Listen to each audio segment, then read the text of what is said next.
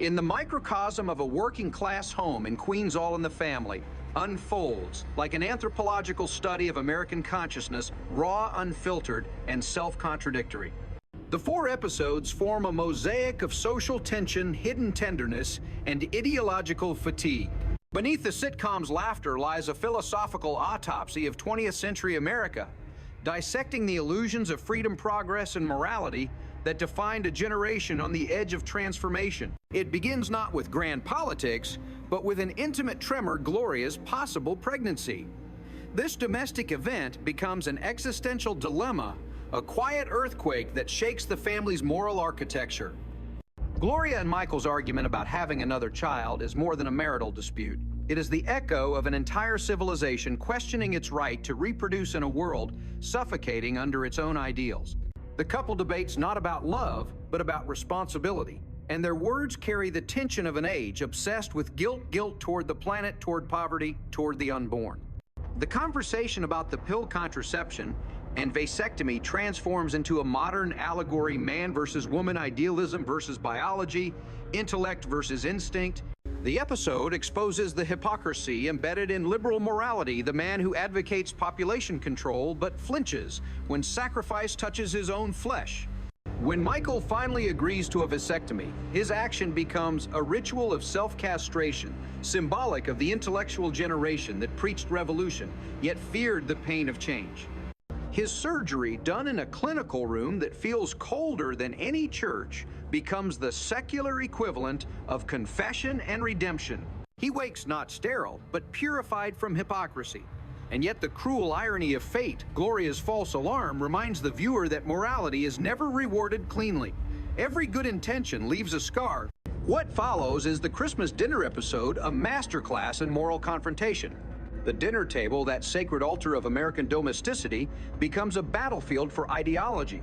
When David the Draft Dodger arrives, his presence tears apart the illusion of family harmony. Archie's outrage is not mere conservatism. It is the primal defense of order in a collapsing world. His patriotism is visceral, not intellectual.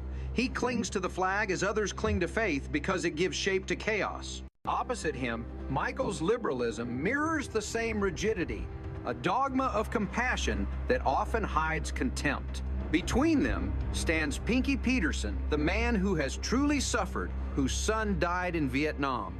His forgiveness toward David transcends politics. In his quiet voice, the series finds its moral truth that righteousness without empathy is meaningless. When Pinky says that both his son and the Draft Dodger acted from conscience, the entire ideological scaffolding of the show collapses into a simple universal truth. Pain is the only honest teacher. Archie's silence at the end of dinner is not defeat, it is awakening. He has encountered an idea too vast for his prejudice, the possibility that humanity matters more than obedience. The power of All in the Family lies in this. It allows its characters to be wrong, yet never lets them be small. Even Archie, loud and crude, carries a tragic dignity. He is the last believer in a world that has stopped believing in itself. His rage is not hatred, but fear. The fear of irrelevance, of losing the narrative of right and wrong. That same fear returns in the following episodes as comedy. When Archie and Edith miss their bus to New Jersey, the story plays like farce, but functions as existential satire. Their missed trip becomes a symbol of lost time, of the futility of trying to reach a future that no longer waits. The bus station sequence, filled with trivial chatter and innocent confusion, mirrors the absurdity of modern existence. People, weighed down by luggage they can't carry, waiting for transportation that never arrives.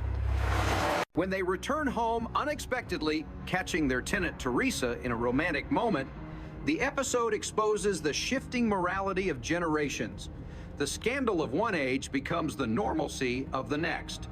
Edith's reaction, not outrage but compassion, reveals the quiet evolution of morality in ordinary hearts. She understands perhaps better than anyone that love, guilt, and decency are never pure. Her kindness is not ignorance, it is transcendence. Through her, the show proposes an ethics of humility, a morality that grows not from ideology, but from empathy. Archie, in contrast, remains bound by rules that once made sense, but no longer apply. His moral rigidity becomes both his strength and his curse. He is the ghost of the American patriarch, haunting a world that no longer needs him, but cannot yet let him go. The show treats him with a strange tenderness, mocking his ignorance while mourning his extinction. The chair episode turns this sentiment into pure metaphor. When Edith breaks Archie's favorite chair, it is not just furniture that collapses, it is the throne of the old order. The chair represents identity continuity and comfort in a world of instability.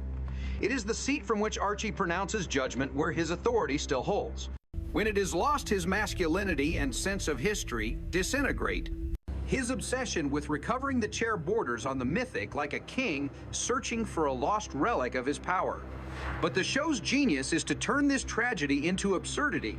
The chair ends up in an art gallery labeled a work of modern art, a commentary on post-industrial man's emotional dislocation. What intellectuals call symbolism, Archie calls the place I sit. His outrage at seeing his life turned into an aesthetic concept is the scream of the working class against a culture that exploits their pain for decoration. The art world worships authenticity but steals it from those who live it. The gallery scene becomes one of the most profound class dialogues ever written for television. The elite interpret what the poor endure. When the artist offers to buy the chair back for hundreds of dollars, Archie refuses, not because he doesn't want the money, but because he refuses to let meaning be bought. In that moment, he unknowingly performs a radical act of authenticity. His ignorance becomes wisdom. His stubbornness becomes integrity. He reclaims his narrative from a society that profits from his image. Sitting back in the chair at the end, Archie is not just a man resting. He is civilization itself, trying to survive its own irony. Each episode operates on this dual-level humor and despair, politics and poetry. Together, they paint a portrait of America caught between dream and decay. The family is the stage upon which the nation argues with itself. Gloria's idealism, Michael's intellectual vanity, Edith's faith, Archie's nostalgia, they are not merely personalities but philosophical positions in constant collision. The genius of the writing is its refusal to grant victory to anyone. The liberal and the conservative, the believer and the skeptic, the feminist and the patriarch all end up exposed, human and uncertain. The laughter of the audience becomes a nervous reflex, a defense against recognition. For behind every joke lies a mirror. All in the Family forces its viewers to confront their own contradictions, to see that love can coexist with prejudice, that ignorance can carry sincerity, and that progress often masks cruelty. The show was not just television. It was a national therapy session disguised as comedy. Watching it today feels like reading a moral diary of America. The entries are funny, but the handwriting trembles. The 4 episodes of Season 7 stand as the culmination of this philosophy. They move from the body to the spirit, from pregnancy to patriotism, from travel to belonging, from chair to soul. Each story begins with something mundane and ends with something metaphysical. What starts as a joke about sex ends as a reflection on legacy. What begins as a quarrel about a chair ends as a commentary on the commodification of human life. That is why All in the Family remains timeless. It never talks about issues. It talks about being human. It mocks the slogans of its time, freedom, family, values, progress, by showing how people stumble under their weight. It suggests that the only real morality is the ability to forgive, to laugh, and to stay in conversation even when no one wins. The bunkers, for all their dysfunction, never stop talking. And maybe that is the show's deepest hope, that as long as people argue, there is still connection, still democracy, still love. In the end, the sound of Archie and Edith singing "Those Were the Days" is no longer nostalgia. It is elegy, the song of a civilization, remembering what it used to believe in. The laughter fades, the chairs creak, the bus never comes, and the dinner table remains set for another argument that will never be resolved. That is America, weary, divided, and endlessly human. What makes All in the Family endure is not its politics, but its psychology. It captures the tremor beneath America's skin, the collective anxiety of a society that has outgrown its myths, but cannot live without them. Every argument in the Bunker household is an echo of a nation that once believed in simple certainties, the good war, the honest job, the obedient wife, and now trembles in the fog of self-awareness. Archie Bunker becomes the ghost of that lost faith, haunting the living room of modernity. His laughter masks despair, his bigotry masks fear. He is not evil, he is exhausted. The world he trusted has changed the rules while he was busy surviving. That is why he clings to his chair, his beer, his God, his flag, not out of arrogance, but out of grief. The show never absolves him, but it never demonizes him either. It treats him as the last believer in a cynical age, a relic who still thinks that decency is a matter of obedience, and that love must always sound like authority. His tragedy is that the world has shifted from obedience to interpretation. Truth once fixed has become negotiable. In such a world, Archie's certainty becomes a form of innocence, and innocence, when cornered, turns violent. Yet even his outbursts are framed with pity. The writers allow him to fail publicly and learn privately because America itself must learn that way through embarrassment, not enlightenment. In contrast, Michael represents the opposite pathology, intellect detached from empathy. He is the modern moralist, endlessly analyzing but rarely understanding. His ideals about justice, environment, and equality sound noble but hollow when filtered through ego. He sees the world as a problem to be solved, not a home to be lived in. When he preaches about overpopulation while failing to console his wife, his words expose a generation that confuses awareness with virtue. His eventual vasectomy, demanded by logic but performed in fear, is not liberation but surrender. It is a grotesque comedy of modern ethics, a man mutilating himself to prove moral superiority. The show presents this without sermonizing, using absurd humor to expose the cruelty of abstract idealism. Michael's nervous jokes in the clinic, the doctor's casual cheerfulness, the cold efficiency of the procedure all form a portrait of civilization, sterilizing itself in the name of progress. It is not just his body that becomes barren, it is his philosophy. When Gloria learns she is not pregnant, the tragedy becomes absurd. The moral calculus collapses under the weight of coincidence. The scene that follows their reconciliation is not about right or wrong, but about endurance. In that silence between them lies the essence of marriage, the ability to outlast one's own principles. Edith, meanwhile, drifts through these storms like the embodiment of quiet grace. She is the moral heartbeat of the series, the figure of unlearned wisdom. Her kindness is not naivety, but courage. In a world obsessed with being right, she chooses to be gentle. She listens when others shout, forgives when others debate. She represents the only kind of faith that can survive modernity, a faith in people, not ideas. When she tells Gloria that guilt doesn't erase love, she articulates the show's theology that redemption belongs to those who keep loving even when they don't understand why. Edith's laughter, high and tremulous, is the sound of mercy surviving cynicism. It is this mercy that redeems all in the family from bitterness. Without her, the show would collapse into despair. With her, it becomes a form of prayer disguised as sitcom. The Christmas dinner episode makes this clearer than ever. When the draft dodger arrives, he brings with him the ghosts of a wounded nation. The Vietnam War hovers over the table like a curse. Archie's fury, Pinky's grief, and David's guilt merge into a single collective wound.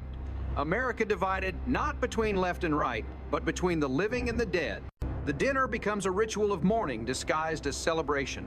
Each plate of food is communion, each toast a eulogy. When Pinky, whose son died in the war, forgives the young man who refused to fight it, is not sentimentality, it is resurrection. His forgiveness resurrects decency in a room suffocating with righteousness. The moment is quietly revolutionary, a conservative father forgiving the embodiment of everything he should hate. That is not politics, it is grace. And grace in this show always arrives uninvited in the pauses, in the sighs, and the trembling silence after laughter. When Archie finally sits again, unable to eat, staring into space as the carolers sing outside, he is not just a man confused by youth. He is the country itself, unsure of what it believes in anymore.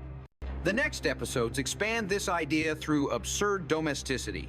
Missing the bus, losing the chair, these are not coincidences. They are parables. The bus episode shows time as the ultimate thief. Archie and Edith miss their ride not because of fate, but because of distraction, because they are busy being human. The missed bus becomes a symbol for missed eras, missed conversations, missed compassion. They are trapped between memory and mobility, wanting to move forward, but always returning home. When they come back and find Teresa with her boyfriend, the generational gap is not scandal, but revelation. Edith's empathy toward the young woman suggests that love, though forbidden, remains sacred if it is sincere. She sees in Teresa the same loneliness she once carried as a young bride under Archie's shadow. The younger generation's freedom doesn't offend her, it touches her. The difference between her and Archie is not intelligence, but empathy. She understands that morality must breathe, must evolve, while Archie fears that evolution means erasure. That is why the chair episode hits with such symbolic force. When Edith breaks it, she unintentionally commits the most profound act of rebellion possible. She disrupts the illusion of permanence. The chair is not just a prop, it is a relic. It holds the weight of habit, the imprint of control, the smell of certainty. When it breaks, so does Archie's illusion of authority. His obsession with retrieving it mirrors society's obsession with nostalgia, the desperate desire to possess the past, even when it no longer fits. The art gallery scene crystallizes this conflict into cultural satire. Modern art, with its pretentious detachment, transforms the object of real life into an abstraction, stripping it of utility to claim meaning. Archie's rage is the rage of authenticity against appropriation. The artist calls it commentary. Archie calls it theft. Both are right, and that is what makes the scene brilliant. It is not about art versus ignorance. It is about ownership of meaning. The gallery's offer of money turns the moral question into an economic one. Can sentiment be sold? Archie's refusal to sell the chair is his only act of moral purity in a corrupt world. It is his unspoken declaration that value lies in memory, not market.